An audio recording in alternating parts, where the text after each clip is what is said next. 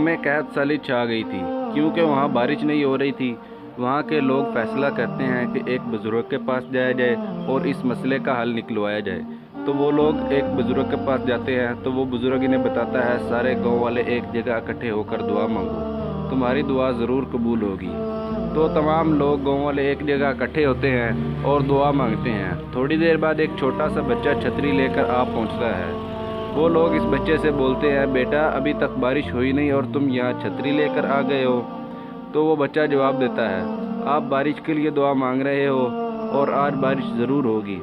जब बारिश होगी और बारिश के पानी से मैं भीग न जाऊं, इसलिए मैं अपने लिए छतरी लाया हूं। तो वो लोग इस बच्चे की बात सुनकर हैरान हो जाते हैं और सोचते हैं कि यही हमें अपने आप पर इतना यकीन नहीं, अपनी दुआ पर इतना यकीन नहीं जितना इस बच्चे को है कि वो बारिश होने से पहले ही छतरी लेकर आ गया है, कि इसे यकीन है कि आज बारिश ज़रूर होगी। दोस्तों, अगर हम भी इस बच्चे की तरह अपने रब यहाँ से यकीन रखें कि बारिश के बगैर भी वो बच्चा छतरी लेकर वहाँ पहुँच गया, क्योंकि इसे यकीन था कि आज बारिश होगी।